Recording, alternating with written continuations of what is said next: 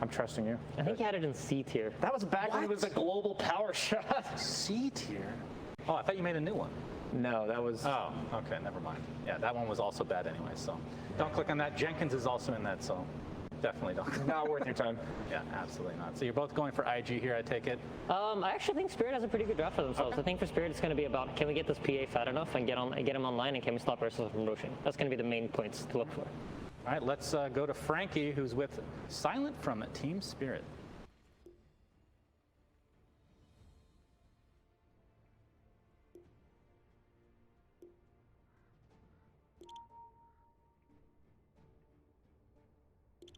那我走，那我走。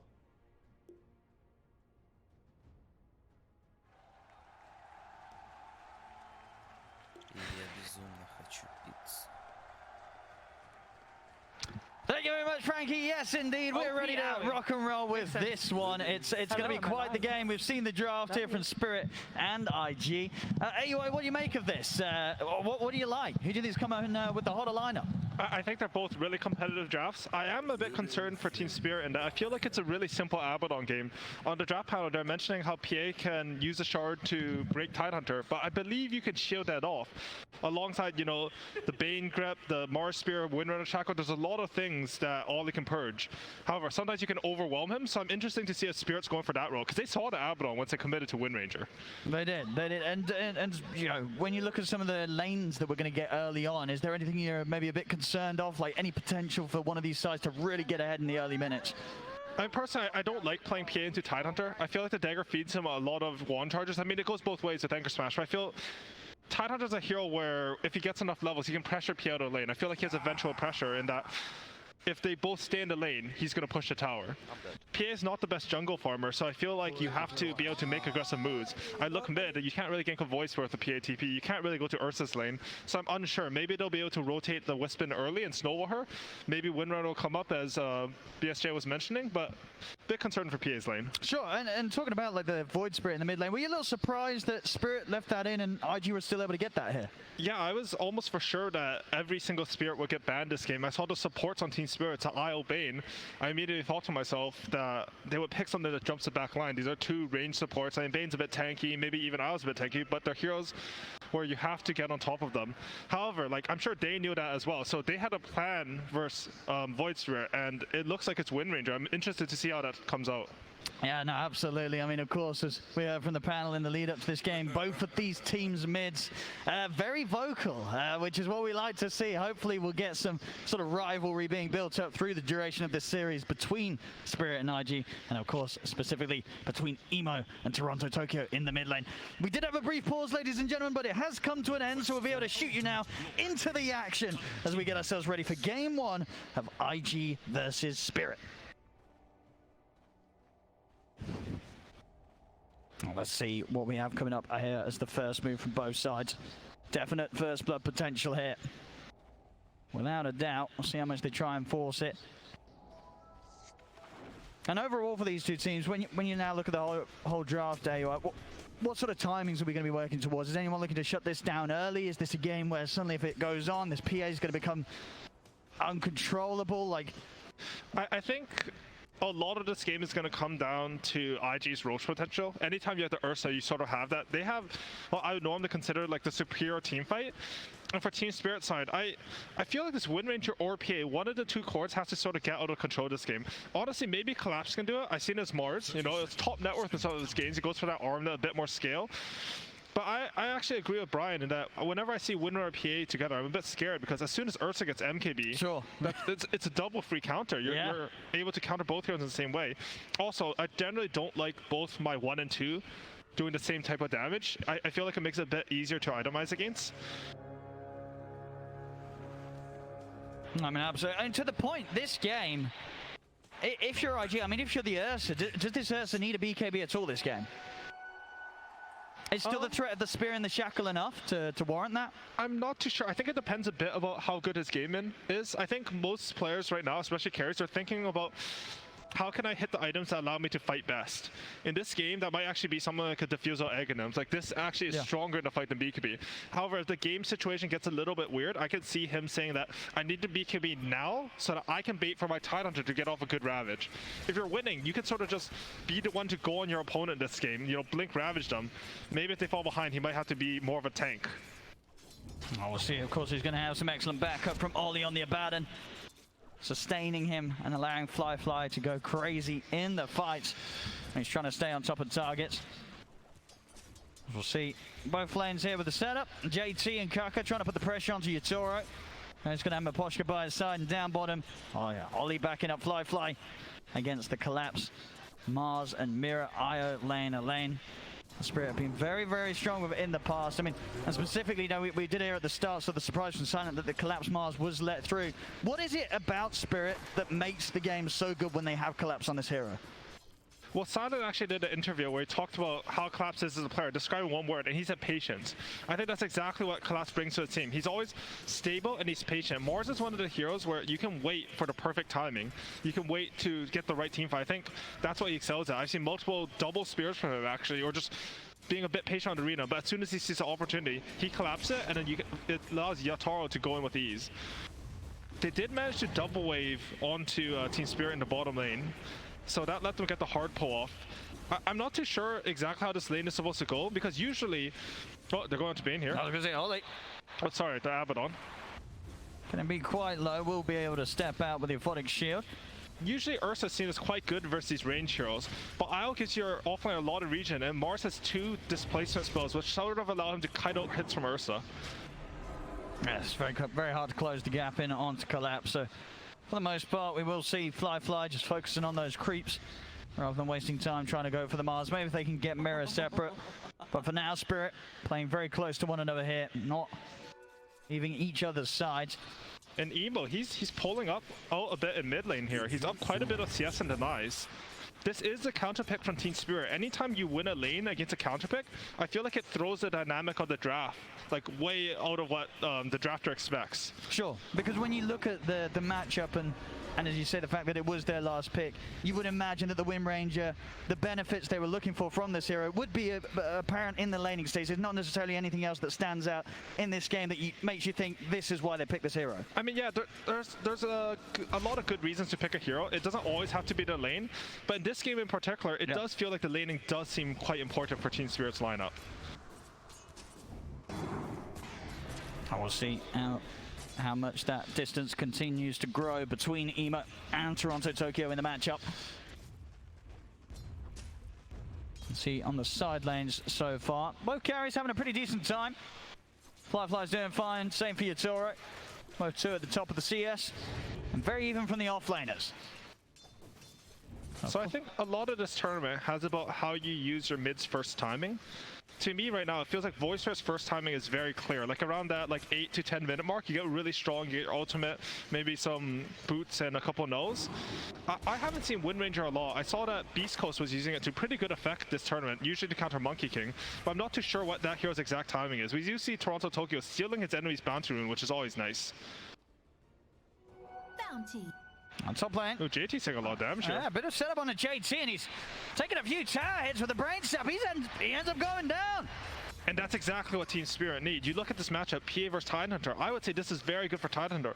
But the thing about Dota is you can always outplay your opponent. A clutch sleep comes in from Miposhka, and all of a sudden they're looking good in this lane. He almost has treads on Yatoro, and maybe they can look to pull something aggressive. PA, if you get a lead in lane, she's incredibly aggressive. She has kill potential on almost anyone. Oh, absolutely. Yeah, JT's going to have to be much more careful. Getting under the tower like he did just there, just not expecting the damage to be there from Miposhka and Yatoro this early. But well, a few tower hits, it certainly was.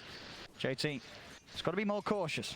And JT, he actually has to be quite careful because this is around the time where mid lane is starting to get their 6s. He spent his TP scroll to get back to lane. I can see something happening where he gets slept under the tower and TORONTOTOKYO just TPs in as soon as he hits his level 6. He's still a bit far from it now, so it might not happen, but it's something to worry about. Even one Mira TP can swing this lane into complete oblivion. Absolutely, it's definitely a lot scarier for JT up here than it is for Collapse down in the off lane for Spirit. and a little bit low in action. I think we're pretty much looking at the mid lanes right now. When are they going to get their 6? When are they going to make their first rotation? Emo actually already has 6, and he's looking solo kill. Nice. He's looking for it. Doesn't feel that he has enough damage with another step and a pulse. And probably would have indeed just been a bit short. Yeah, Fairy Fire at the ready on TORONTOTOKYO. So Emo knows he can't go for it quite yet. I would have liked Kaka to sort of rotate that like towards this mid lane. I think maybe a little bit of communication that could have happened. He should have known that he was going to get 6 faster on a Void Spirit because he had so many more denies. Windranger went to get his bounce rune, etc. They are both checking the power rune at 6 minutes. I think this will be the most fundamental point of the early game, the 6-minute power rune. Absolutely. Kaka does have to be a bit careful as well. See bottom, fly. Each time as he closes in on the collapse, will get sent back, but now the spirit he used, fly. Trying to stay back on target, but again, God's rebuke also allowing collapse to create distance and get out of that.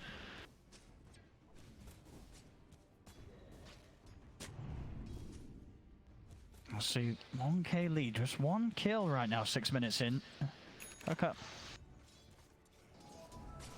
He's going to be able to take this one out. Miposhka's not going to be too happy about that, but nothing he can do on his own. Just got to head back to lane, even though you look at the CS, still a very, very nice start. You know, Yatoro, Team Spirit across the board. Their 3 cores just having the slightly better time. Yatoro's actually level 6 already, which is looking really good for him. Honestly, a little bit of like some mutual assured destruction standoff between the mid laners. Both of them feel like if they TP to a side lane and kill them, then the other one will react and get some counter kills there. Well, this is going to be good to see as well. Yatoro, we did see some PA sort of earlier on in the tournament, right? And we were having like this Maelstrom build, but this time round, Yatoro going for the classic, getting that Battle Fury online. Battle Fury AUI, you know, where does this hero stand nowadays? Yeah, you're happy to see this on the PA, or think it could be a bit of a risk here from Yatoro?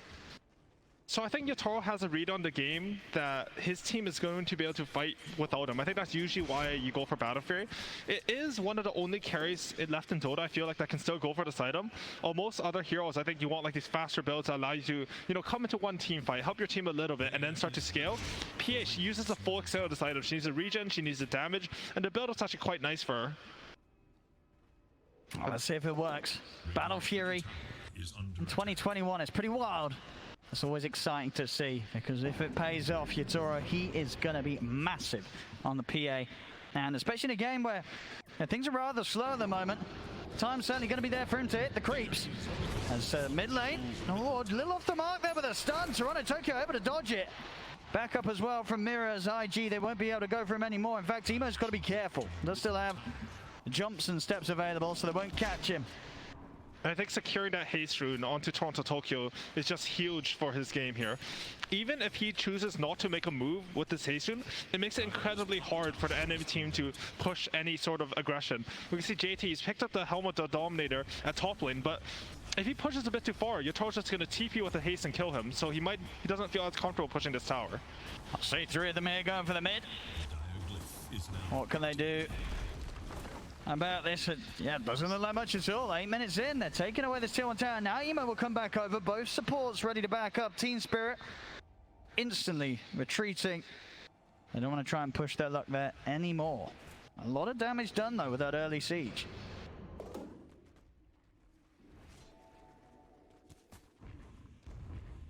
These moments passing though, and yeah, Yatoro, it's a lot of space. Emo, he is going to start shifting over to the top half of the map. They've managed to find themselves the Bane. Miposhka, that'll be a quick one, but he's going to give the info for Yatoro. He knows that they're around.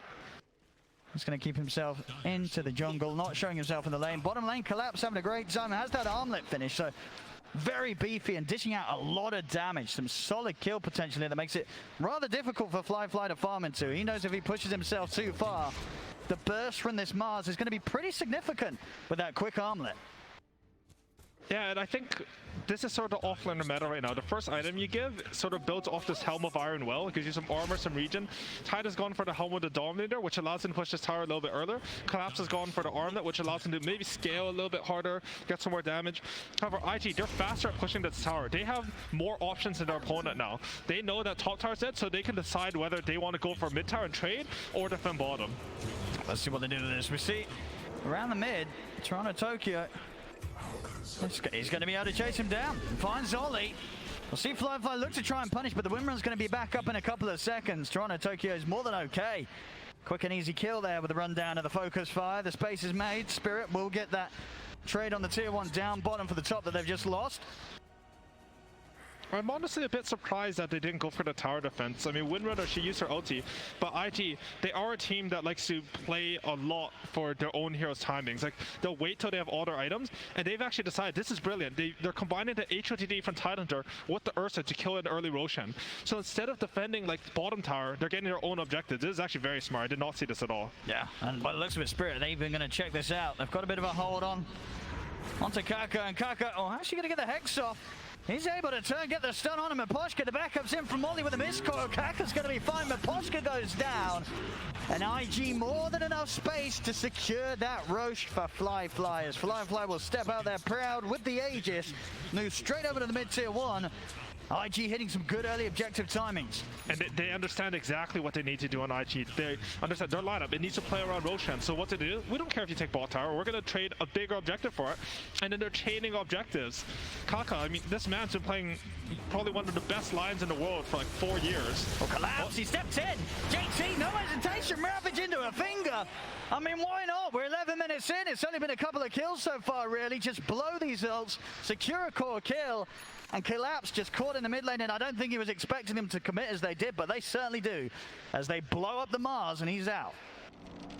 I do really like that too, you know.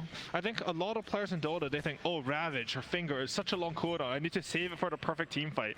It's actually way better to be able to use your spells to create an advantage. As long as you understand that you don't know how these spells after and play like off that info, you'll get much more advantage that way. I mean, but overall, though, in a game where the kills are this low, how much of a concern should it be for IG that Yatoro is going to have a pretty darn good timing on this Battle Fury Treads opening on the PA? I mean, I do feel like this is a bit better than PA would be expected to do off the draft. Oh, top lane, they're relocating in. Oh, they've got some damage. Let's see with the focus fire. They should do so. JT trying to hide, but they've got him. Shackles down. He's pretty tanky, not tanky enough. They'll take him out just before the relocate takes them back out. Miposhka, of course, has been left behind.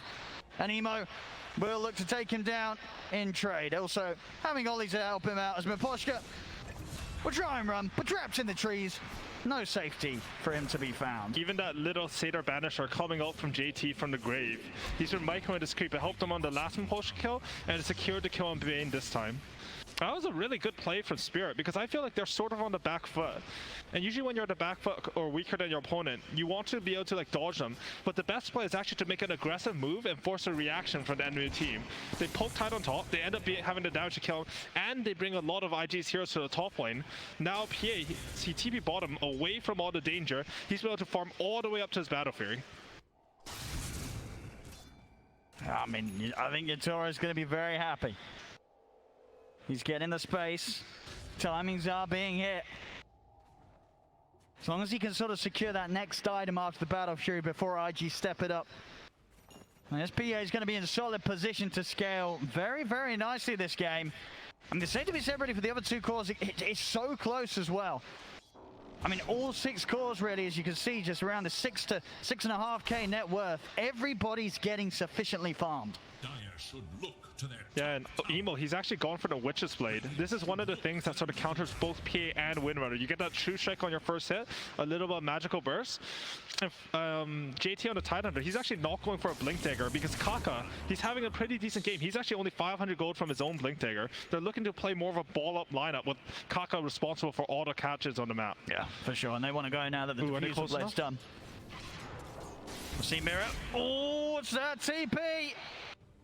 A little too long as Mirror. Will be a free catch here for IG.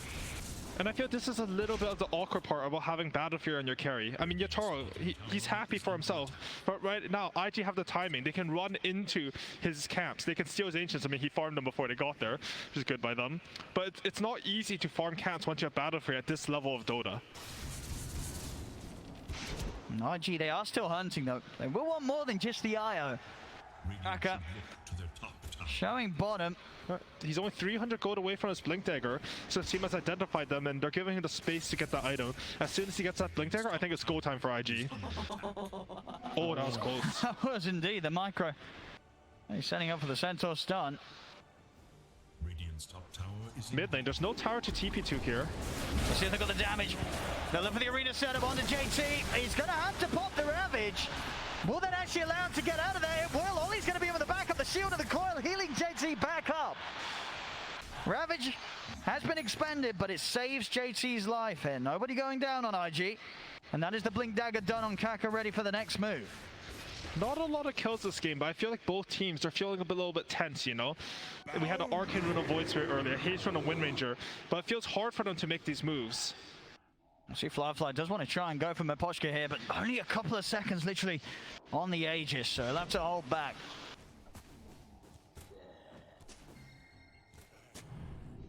You're definitely feeling that a little bit more from IG though. They want to fight. They do not want to give the chance for Yatoro's farming build to kick off. And also, I'm surprised how well all three of the cores on Spirit have been able to keep up their farm this game. In specific, Windranger, I feel like this hero, she doesn't usually get this many creeps or this much space, but Team Spirit, they've been sort of poking them across the map, bringing him into ganks only through relocate. And this has allowed him to scale really well into this game.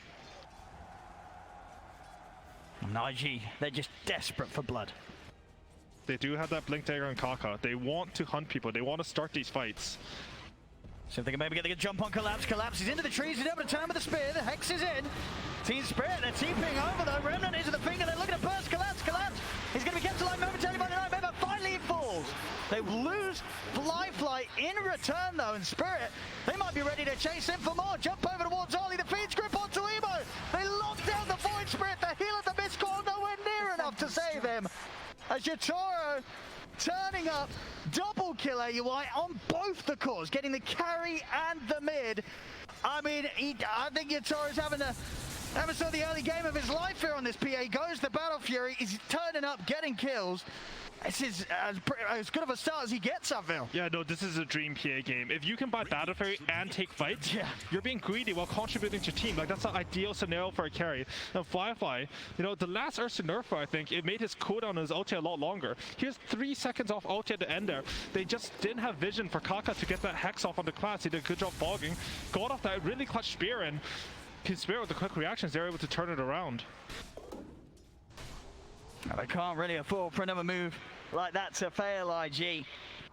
Ooh, I like this coming up from Collapse. He's not going for Blink Dagger. These teams are both sort of respecting the ball-up nature of each other's lineups, or how IG want to play it. Ooh. Ooh. Good pick off. Miposhka did try and dodge that last bit of damage here. We'll see the DD rune, and they're going to go for it. The TORONTOTOKYO has already been able to pick it up in the bottle. Collapse. He's got the arena down. Emo will look to jump out to the side, but Kaka's left stuck in. And honestly, IG, they're looking a little shaky here. They really wanted to get their Blink Dagger timing. When you get your timing, you want to go fight your opponent. When Collapse pulls off a clutch spear like that in the last engagement, it sort of shatters your conception of how you want to play your game. It disrupts your flow. Kaka, you know, a little bit alone on the Blink line. Usually you want to play with your allies, your damage, when you have that Blink Dagger up.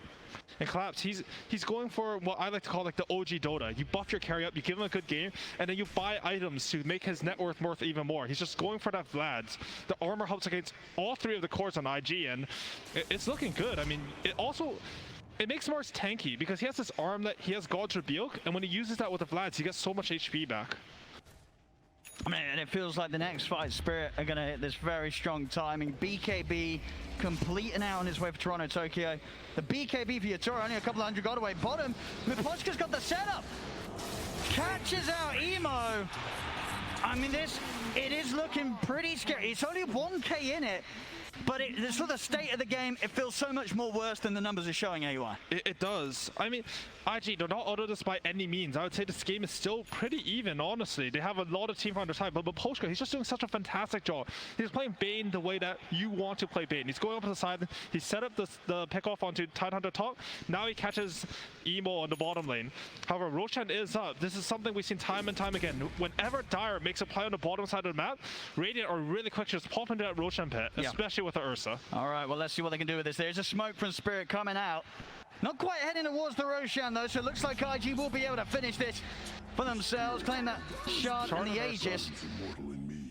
Let's see what they can get done this time round. Last Aegis not able to really do or take that much away from Spirit. And you can see Spirit, in fact, continue with the smoke. Even though Roshan is taken, they still feel strong. Yep. They've got these BKBs. Exactly, they have their timing here, they want to force a fight. They're going to get the opening. Kaka jumps in with the stun. TORONTOTOKYO's going to just go straight towards JT. In with the BKBs, they're onto the tide. Ollie gets taken out. JT to fall as well. There'll be a buyback from Ollie. Flyfly's going to be the new focus here. Collapse spears him back. Collapse still has the arena to play with if he needs to. Flyfly taking down the ones. Kaka missing the stun. Arena's out. They've caught them all. Collapse locks them in. The heals from Mirror keeping Collapse alive. It's a triple kill for Yatoro. Ultra kill for Yatoro. Emo, the last man left standing here for IG. As he hides in the trees. TORONTOTOKYO looking to see if he can get the catch. Quick just eliminate down up the tree line. In fact, over the power shot. We'll see him. Remember the remnant TP out. Emo. Whoa! He's not going to make it away. They get him as well. Spirit. They take down everyone plus more. It was a dieback from Ollie.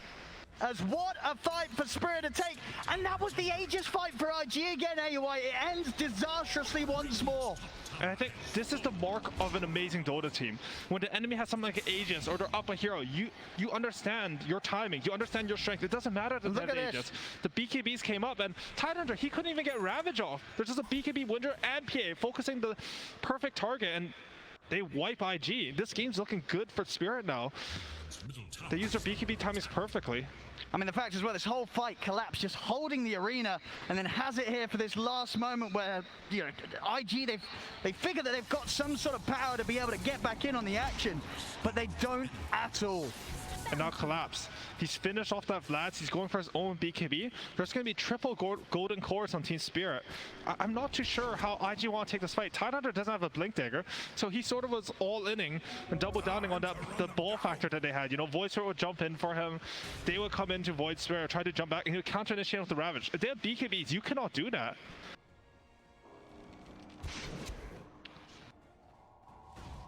And the upcoming fights, they just feel so hard. So hard for IG. They have to get the jump. And look at Miposhka. He's solo smoking down just to get some vision, set up the next fight. He understands that his team are stronger, so this vision is worth its weight in gold. Any fight they can force on vision, they'll be able to win this game.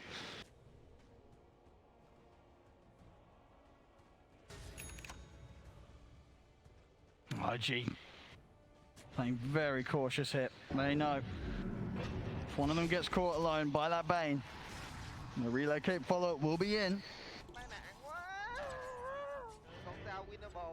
13-7 though, 5k lead Spirit. They have their ults good to go once more.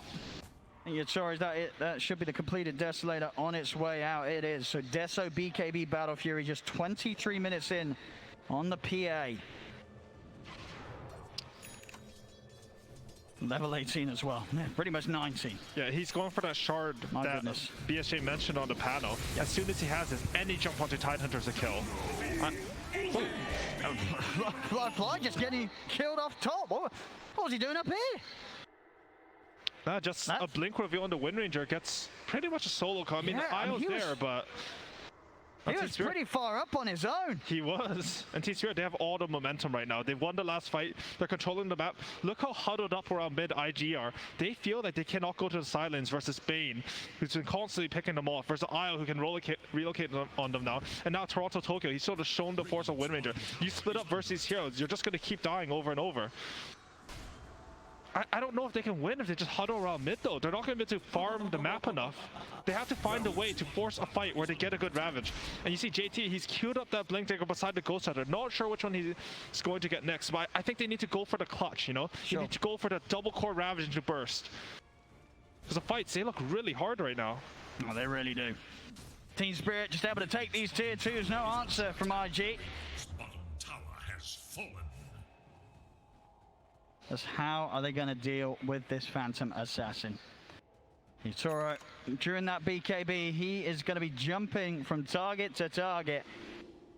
A couple of crits and not many heroes on IG are going to really stand a chance at all. We've even seen BKBs be long enough of a duration for them to focus down even the tanky heroes such as JT's Tide. Okay, so here's IG's timing. They chose to go for the Blink Dagger Tide to go for the clutch. They went for the Aghanim's on the Void Strat. I think they need to smoke and take a fight here. The smoke's on Kaka. They're grouping up a bit. Absolutely, sitting back against this PA will not do them any good. But then again, Will fighting them either. Emo will dodge the spear. As soon as he catches wind of them being up here, he's out. Not an ideal way for IG to try and force an approach to the fight. Now they'll go for the smoker. We'll see where Spirit's going to look to head back and take sort of position around. A line drawn by Fly. He's the Ursa. He wants to control which way the smoke goes. They understand that they need vision of the fight. Get off his good Blink Ravage or good Hex. But Spirit, they understand the situation. They have all the information on the map because of bottom lane pushing in, and they're just hiding behind their tier 2, saying, if you do not connect the smoke, we are going to win this game.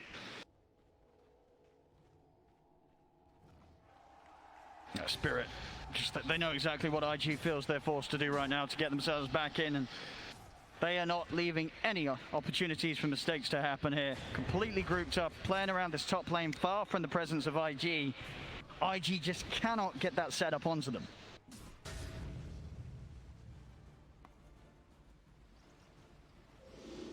Spirit, time to push another tier 2 tower. We'll see if IG want to try and take something here. Still continuing to move around the map as 5, but not really able to find any sort of objective or goal. We'll get the outpost back at least.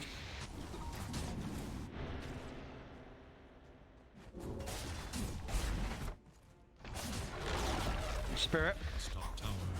See how much they want to try and push this. They're very, very strong. They could definitely start threatening a high ground here with the Desolator on Yatoro. BKB done on Collapse as well. Oh, and you see that? They just showed themselves on the high ground, bait out the TPs back from IG, and Spirit, super disciplined, already out of there. They understand they don't need to really do anything but wait for the next objective, but they don't want to wait. Their team Spirit, they want to go. They force them back top, that means bottom's going to be vulnerable. We've moved all your pieces out of position, and we want to catch the carry here. Spirit. Invisibility. I mean, IG, they want to start something. They smoke up as well themselves. Collapse. It's going to quickly get rid of the helm of the Dom creep. Nemo does have this invis to give them that early vision whilst the smoke gets dispelled on the front. They're going to get the headshot. He's throwing jump with the finger. They're looking to burst the PA now. The new JT in with the Ravage catches them all. This is the fight that IG were looking for as Miposhka goes down. Fly and Nemo pushing back Mirror. Collapse will go for the BKB TP out, but Mirror and TORONTOTOKYO, they'll continue to be chased. Remnant not quite going to have the reach to grab Mirror. They get the other 3 out of there, but finally IG able to hit back with a solid start. The invis from Emo, LaNm to set up. They see the exact position of Yatoro, and this time Kaka's able to get that opening. An incredible patience coming in there from IG. They spent the last, I don't know, 5-10 minutes of the game just waiting for their time, waiting for that one time where PA will go into position.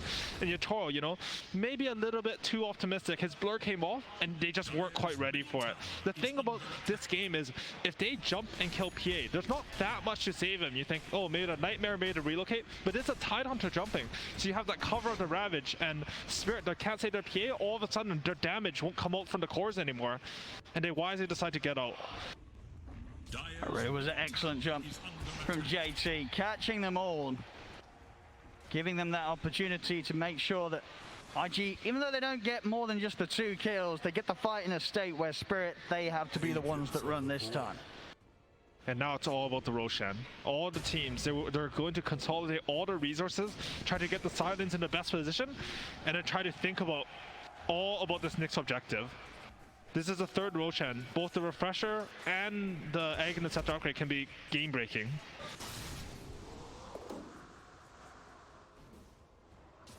I do like what Emo has done. Like, they want to kill Roshan, so how he makes the play better is he uses his boots to travel bottom, farms a little bit on the area, and just creates some lane pressure.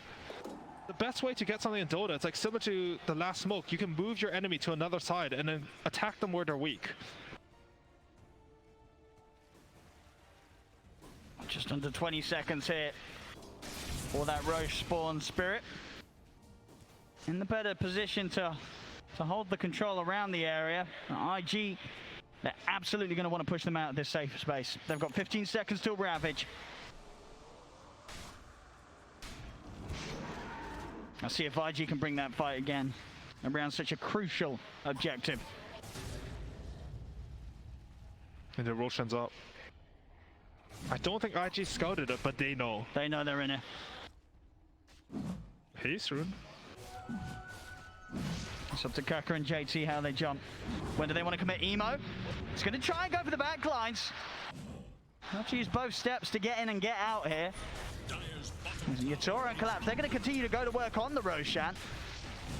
And honestly, a pretty big cooldown from Void Spirit there. I mean, JT's trying to step in, but the shackle's in. The Eon Disc is going to protect TORONTOTOKYO here from the finger. The BKB comes down, the focus JT's going to get down. They take him out, no chance for a Ravage, as JT not around now for this Roshan objective. As Spirit, they'll continue to finish it, they'll pick it all up. Aegis, it's there for Yatoro. Over to Wally they go, the Abaddon takes a hit from the crits of Yatoro. Emo, he's got to run as well, but the spear, the angle, perfect from Collapse, as he pins Emo to the tree line. Such brilliant team fighting coming out from Team Spirit. Yatoro with, TORONTOTOKYO with his freshly finished Aeon Disc. He manages just, he's skirting on the side. You think that's a Windranger, but he gets his Aeon Disc popped and he holds his BKB for the precise moment where Kaka jumps.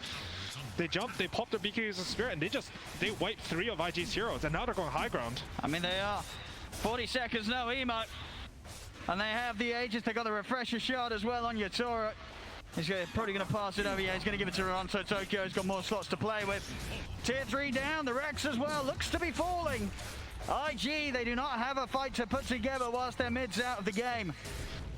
They may have the Ravage back up, but they need everything to be able to tackle, or at least have a chance of tackling Spirit head on. As Spirit, they'll take the melee ranks to back up. Now to 10k lead and feeling in a very solid position right now. And I gotta say, it's looking hard for IG to get the fight that they want. They got that one near mid lane, but Team Spirit's lineup, once they get ahead, they have so much side lane pickoff that's not easy to get these side lanes and get information in order to get the right fight. You see Emo, he's desperately trying to get this bottom lane out, using his ultimate just to push out the wave a bit faster. But the rest of the team, they have to huddle around mid. When you're huddled like this, it means that only one of your heroes can really get farm at a time. And as you can see, the net worth, there's just such a big divide now. Yatoro, the Battle Fury PA has looked fantastic this game. Yatoro identifying that this would be the game for it to pay off. He knew what he could get away with, and he absolutely has. Collapse, off the mark here with a spear. The shackle still hits. See what more they have to offer. Kaka's going to jump in. Holds back the two of them with a Hex and a stun. We'll go for the ghost step for the TP out, but the Nightmare's in. Miposhka keeps Kaka held back. Good save from Kaka there, though. Void Spirit actually used both his Astro steps and his dissimulate, so he didn't have anything else to get out. Kaka sort of throwing his body for his cores there. Middle tower has Time for the base push. 2 minutes and a half left on Yatoro's Aegis. They're going to try and jump in, burst him a quick time, but the Nightmare, the tether, it's in. Yatoro's going to be fine. Arena's down. They've locked in the 3 of them. Focus match from TORONTOTOKYO. They get the 3. JT's gone again. No chance for a Ravage. As the Tidehunter gets destroyed by Spirit's incredible physical damage. The Phantom Knives as well from Yatoro. Doing the work. Now the Ravage comes out. Finger follow-up is there, but the heals. He's back up to full HP. Collapse is good to go. JT and dieback on the Tide. And Spirit will push on. The mid tier 3 and Rex is going to be all theirs in the game as well. GG is called. Wow, incredibly well played by Spirit. Just everything they had to do this game, they were able to identify, follow through. And honestly, Yatoro, he made PA look like a good hero. This is not one of the heroes picked often at the main event, but this was something special. It really was. Windrunner and PA.